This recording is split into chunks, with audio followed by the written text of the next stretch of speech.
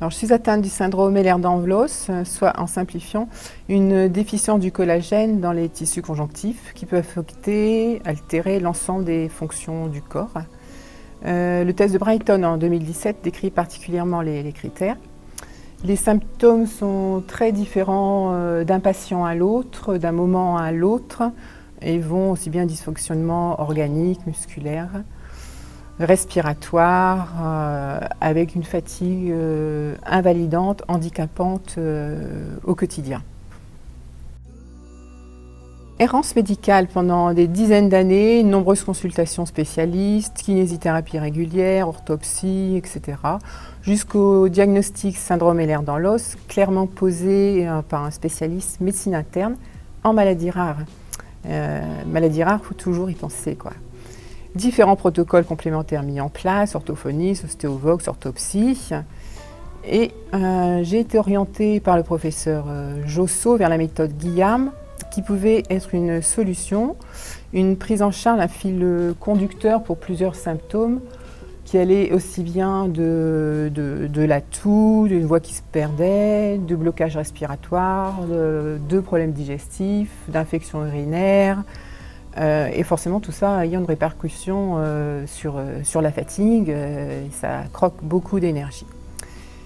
Donc petit à petit, j'ai appris à prendre conscience que je pouvais agir tout en rééduquant, ou en apprenant, je sais pas, ou en rééduquant mon abdomen, ou plus exactement le diaphragme que j'ai découvert, et en le faisant travailler de manière méthodique, j'ai de constat améliorer les symptômes qui m'invalidaient au quotidien.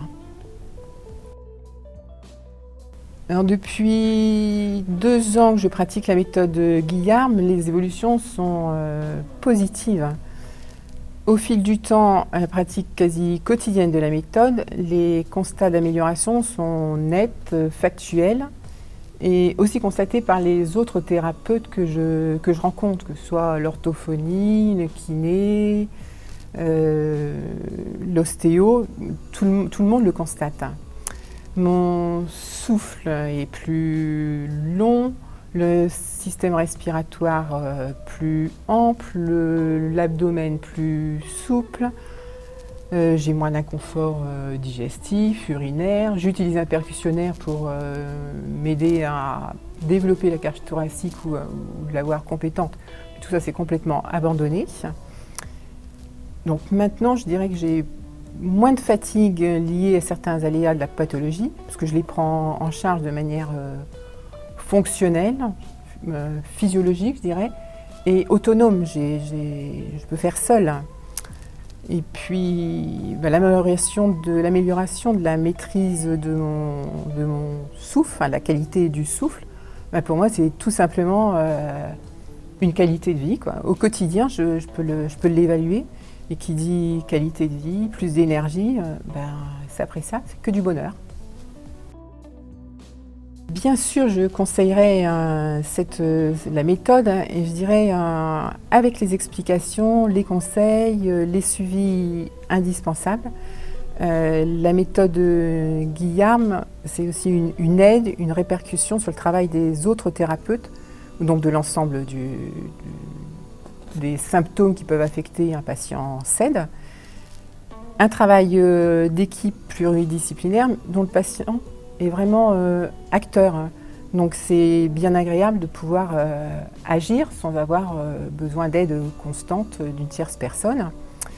Et puis c'est un peu comme un apprentissage de la musique, d'une langue, ou même, je sais pas, un sportif de haut niveau. Il faut de l'entraînement quotidien. Et ça, je dirais, c'est essentiel pour arriver à retrouver des automatismes, savoir reprendre la main sur son diaphragme qui se contracte de façon désordonnée parfois, ou même tout simplement en période de stress ou d'émotion, ce qui est valable d'ailleurs pour tout le monde, malade ou pas, quoi. Et au constat des bienfaits me concernant, je dirais que la méthode Guillarme a une place importante dans l'éducation thérapeutique du patient SED. Si le patient veut être acteur, trouver des compétences en lui-même, améliorer sa qualité de vie, donc sa santé, ça ne guérit pas, mais c'est une aide si bienfaisante que bien sûr je recommande. Et je dirais que c'est un petit job au quotidien, mais un petit job qui peut rapporter très gros. Et pour moi, enfin, voilà, le souffle, c'est la vie, donc c'est le top.